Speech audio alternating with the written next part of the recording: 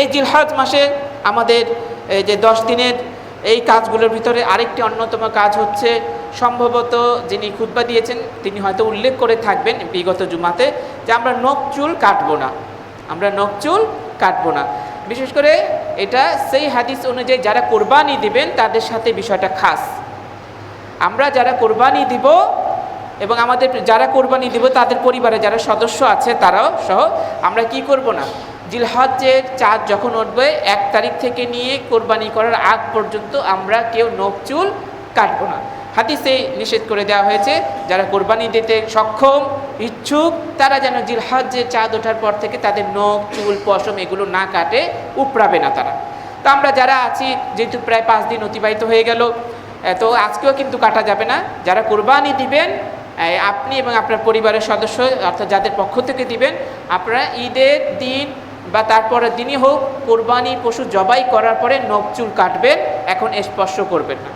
তো যারা কোরবানি দিবে না তারা কি করতে পারবে কিনা, যেহেতু এই মর্মে ফজিলতের হাদিসটা দুর্বল, এই মর্মে বর্ণিত ফজিলতের হাদিসটা দুর্বল, তাই আমরা তাদেরকে বলতে পারছি না যে আপনারা যে করবেন। আপনাদের জন্য সেই হাদিস অনুযায়ী এটা বিধানটা নাই, শুধু এই বিষয়টা সহি হাদিস অনুযায়ী খাস হচ্ছে যারা কোরবানি দিবেন তাদের সাথে, যেহেতু দুর্বল হাদিস এই জন্য আমরা তাদেরকে উৎসাহিত করছি না। তো এই আরাফার যে এই আমাদের 10 দিনের ভিতরে আরেকটি কাজ হচ্ছে কি, যারা হাজি সাহেব আছেন, হজ করতে গিয়েছেন, এটা তাদের সাথে সংশ্লিষ্ট, তারা 8 তারিখ থেকেই তো কার্যক্রম শুরু হয়ে যাবে। যারা সৌদিতে ছিলেন ইতিপূর্বে হজ করেছেন, আমরা দেখেছি যে এই যে ঘন্টা কয়েক আগে বা আগে রাতেই তারা নিয়ে যাচ্ছে, যেহেতু অনেক ভিড় হয়। তো তাদের কার্যক্রম শুরু হয়ে যাবে 8 তারিখ থেকেই। 8 তারিখ থেকে তারা যে মিনা, যে আরাফা, মুজদালিফা ইত্যাদি যে আনুষ্ঠানিকতাগুলো আছে তাদের আনুষ্ঠানিকতা শুরু হয়ে যাবে। তারা 10 তারিখের দিন হজ যে ঈদ পালন করবেন, সেদিন কোরবানি দেবেন, কঙ্কর নিক্ষেপ করবেন। যেহেতু হাজি সাহেবরা এখানে নেই, তো ওই বিষয়গুলো আর বিস্তারিত যেতে চাচ্ছি না। তো তাদের জন্য একটা গুরুত্বপূর্ণ আমল এই জিলহজ্জের 8 তারিখ থেকে শুরু হবে তাদের হজ্জের কার্যক্রম।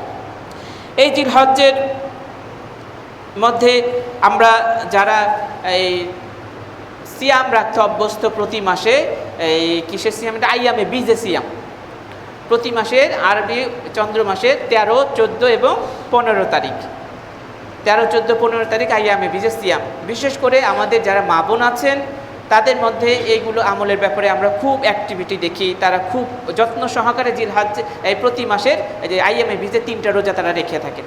তো যেহেতু ঈদের দিন সিয়াম পালন করা নিষেধ হাদিসে আছে, আর কোরবানির নিয়ম হচ্ছে, সামনে মাসালা আসছে যে ঈদের দিন এবং তারপরের 3 দিন কোরবানি করতে হয়। আইয়ামে তাশরিকের দিন, আইয়ামে তাশরিকের দিনে সিয়াম পালন করবে না, যারা আমরা হাজিনা বাইরে আছে আমরা সিয়াম পালন করতে পারবো না।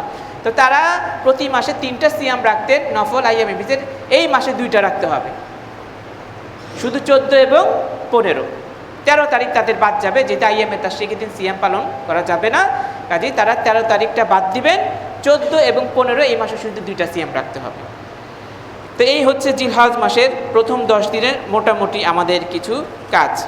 আমরা জিলহজ মাসের অন্যতম একটি গুরুত্বপূর্ণ কাজ আঞ্জাম দিতে যাব, যেটা সারা বিশ্বের মুসলিম আনুষ্ঠানিকভাবে, সেটা হচ্ছে কি কোরবানি করা।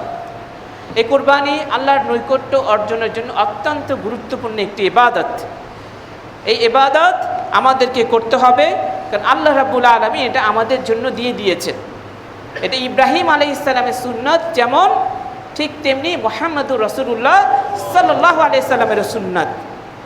এই কোরবানির ইতিহাসে গোড়াপত্তন আমরা সবাই জানি, আদম আলাইহিস সালামের 2 পুত্র হাবিল এবং কাবিলের ইতিহাস থেকেই শুরু হয়েছে। তাদের 2 ভাই কোরবানি করেছিল, আল্লাহ রাব্বুল আলামিন একজনেরটা কবুল করেছেন, আরেকজনেরটা করেননি। তারপরে কি হলো, পরিণতিতে সে হিংসায় বশবর্তী হয়ে তার ভাইকে হত্যা করেছে। তা আল্লাহ রাব্বুল আলামিন কুরআনুল কারীমে আয়াতের মাধ্যমে আমাদেরকে জানিয়ে দিয়েছেন যে আল্লাহ রাব্বুল আলামিন শুধু মুত্তাকি যারা আছে তাদের কোরবানি কবুল করে থাকেন। যারা তাকওয়াবান, পরহেজগার, আল্লাহকে ভয় করে চলেন, আল্লাহ তাদের ইবাদতকে গ্রহণ করে থাকেন। এজন্য হাবিলেরটা কবুল হয়েছিল, সে কাবিলেরটা হয়নি। এই কোরবানি আল্লাহ রাব্বুল আলামিন প্রত্যেকটা উম্মতের জন্য দিয়ে দিয়েছিলেন।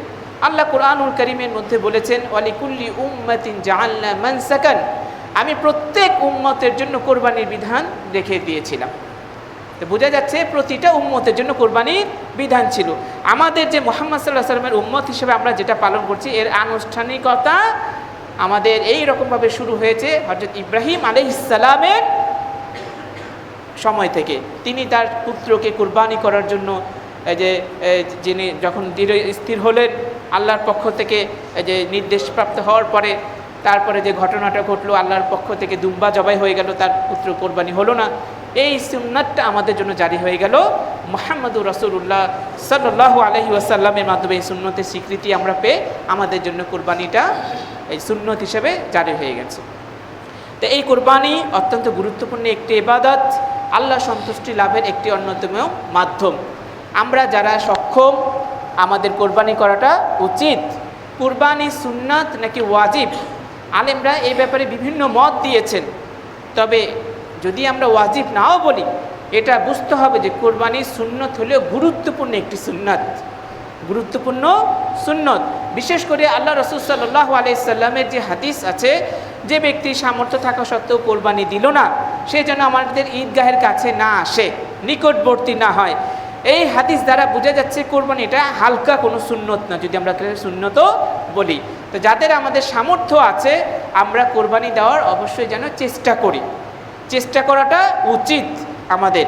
কারণ আল্লাহ রাব্বুল আলামিনের সন্তুষ্টি অর্জনের একটা অন্যতম মাধ্যম। কুরআনুল কারীমেও আছে, ইন্না আতাইনাকাল কাউসার, যে আমরা সূরাটা পড়ি, সেখানে কি আছে, ফাসল্লি লিরাব্বিকা ওয়ানহার।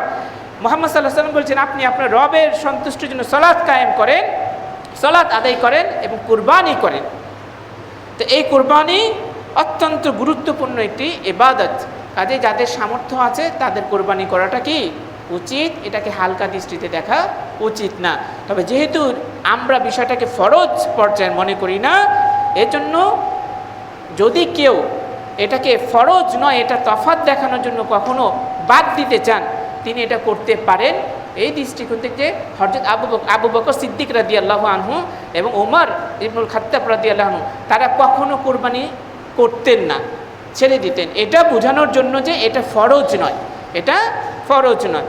তবে আমরা যারা অ্যাবিলিটি আছে, আমাদের সক্ষমতা আছে, আমরা যেন কোরবানি দেওয়ার চেষ্টা করি। এই কোরবানি আমাদের উদ্দেশ্য হচ্ছে আল্লাহ রাব্বুল আলামিনের সন্তুষ্টি অর্জন করা, তাকওয়া অর্জন করা। তো কোরবানির ক্ষেত্রে আমরা অনেকেই যে ভুল ধারণা করে থাকি, বিশেষ করে আমরা যারা পুরাতন ঢাকায় আছি, আমাদের গ্রাম অঞ্চলে এটা দেখা যায় প্রতিযোগিতা একটা ভাব। আপনি যদি নেকির কাজে নেক উদ্দেশ্যে প্রতিযোগিতা করেন তাহলে সেটা ভিন্ন, কিন্তু আমাদের এখানে প্রতিযোগিতার বাহ্যিকভাবে দেখা যাচ্ছে যে অহমিকা, লোকে কি বলবে, আমার কি পয়সা কম আছে কিনা, বা আমার ভাই এত দিয়েছে আমি তার চেয়ে বেশি দেব। যদি দুনিয়াবি এই যে মন মানসিকতায় প্রতিযোগিতা হয়, তাহলে এই প্রতিযোগিতাটা অত্যন্ত ভুল এবং আপনাকে এটা বাদ দিতে হবে। কুরবানি আল্লাহ আমাদের জন্য একটা বিধান দিয়েছেন, এটা আমরা সুন্নাত হিসেবে পালন করব। আমরা যদি সক্ষম রাখি যে একটা খাসি দেওয়ার, আমরা খাসি দেব। ভেড়া দুম্বা দিতে ক্ষমতা থাকলে ভেড়া দুম্বাই দিব। ওই যে লোকে কি বলবে, আমার এত তলা বিল্ডিং, এখন আমি যদি একটা গরু না দেই, খাসি দিবই না এই বছর কোরবানি, এটা তো ভুল হলো। একটা পরিবারের পক্ষ থেকে একটা খাসি বা ভেড়া বা দুম্বা যথেষ্ট। যেখানে সুন্নাতের ভিতরে এই কথাগুলো আছে, সেখানে আপনি গরুর অপেক্ষায় থেকে কেন আপনি কুরবানি বাদ দিবেন? অনেকে এই ধরনের আচরণ করে থাকে যে কুরবানি দিব না। মা বোনদের ভিতরে কারো কারো একটু ভুল ধারণা আছে, তারা বলেন যে এই বছর কুরবানি দেওয়ার দরকারই নেই, আপনার যেহেতু টাকা কম, 50,000 40,000 টাকা আছে, এতটুকু ছোট গরু দিয়ে আমরা কি করব, কয়জনকে খাওয়াবো, বন্টন করা যাবে না, এর চেয়ে না দেওয়াই ভালো, দিয়েন না।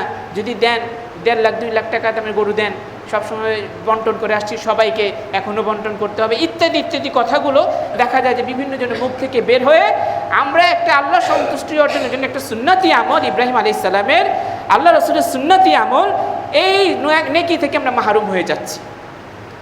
যে জিনিসটা আপনাকে আমাকে আল্লাহর নৈকট্যের দিকে ধাবিত করবে, আল্লাহ সন্তুষ্টি অর্জনের জন্য সহায়ক হবে, ওই ক্ষেত্রে কারো ওয়াসওয়াসায় কান দিবেন না। সেটা নিজের স্ত্রী হোক, মা হোক, অন্য কে হোক, আল্লাহর আনুগত্যের কাজে অন্য কোনো কথা, মানুষের কথায় আপনি ফিরে আসবেন না। যেটা দিয়ে আপনি আল্লাহকে খুশি করতে পারবেন, আপনি ওই কাজে আপনি নিজে করবেন, এটাই আপনার ডিসিশন নিতে হবে। ইব্রাহিম আলাইহিস সালামের সুন্নাত থেকে আমরা কি শিক্ষা নিলাম তাহলে? ইব্রাহিম আলাইহিস সালাম আল্লাহর পক্ষ থেকে নির্দেশপ্রাপ্ত হয়েছেন, কই সমাজের সবার সাথে কি তিনি পরামর্শ করেছেন আমি করব কি করব না? আল্লাহ অর্ডার দিয়েছেন করতে হবে, ব্যাস, আর কোনো কথা না। আল্লাহর সন্তুষ্টি অর্জন চাই। তো এই জন্য যারা খাসি দেওয়ার ক্ষমতা রাখেন খাসি দিবেন। আপনি যখন ক্ষমতা আছে 2টা গরু দেওয়ার আপনি 2টাই দিয়েছেন, যখন ক্ষমতা 5টাই দিয়েছেন, আবার কখনো মন চাইলে আমার অ্যাবিলিটি আছে গরু দেওয়ার, আমি এবছর খাসি দিব, ইনশাল্লাহ অসুবিধা নেই। কিন্তু আপনি সুন্নতটা বন্ধ করবেন না কারো কথা, সেটা মা বোন হোক বা অন্য কেউ হোক। আপনার মানুষে কি বলবে, আমার একটা সম্মান আছে না, এই কথা যদি আমি আপনি বলি তাহলে বুঝতে হবে আমি আপনি দিনটাকে ভালো করে বুঝতে পারিনি, দিন ধর্মটাকে ভালোভাবে বুঝতে পারিনি। আল্লাহ সন্তুষ্টি অর্জনের জন্য আপনি খাসি তো অনেক বড় জিনিস। সেই তুলনায় আবু বকর সিদ্দিক, ওই যে ওমর চিন্তা করেছিলেন এইবার আমি আবু বকরকে হারাবই। আবু বকর সিদ্দিক কি করলেন, কিছু ময়দা বাটা নিয়ে আসলেন না? আবু বকর কি এনেছো? ঘরে কি আছে? ঘরে আল্লাহ এবং তার রাসূল আছে। কিছু ময়দা বাটা ছিল, ওটাই দিয়ে দিয়েছে আল্লাহর রাস্তায়। আরেক সাহাবী কি করলেন, তার সম্পদের অর্ধেকটাই দিয়ে দিলেন। জিতে গেল কে?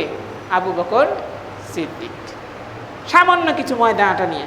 তাকওয়া লাগবে। আল্লাহর সন্তুষ্টির জন্য আপনি 2 টাকা দিয়েও সন্তুষ্ট অর্জন করতে পারেন, যেখানে 2 কোটি টাকা দিয়ে হতে না পারে।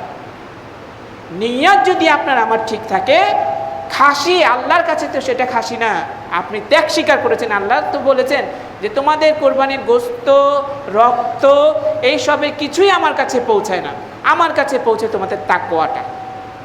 যদি এই হয় ঘটনা, আর চাই যদি আল্লাহর সন্তুষ্টি, তাহলে খাসির সামর্থ্য থাকলে খাসিটাই দেওয়া উচিত। মানুষ কি বলল এটা যদি ভাবি, বুঝতে হবে আমি দিন বুঝি নাই, আমাকে দিনটা বোঝা উচিত, তা না হলে আমার এই ইবাদতে কোনো লাভ হবে না।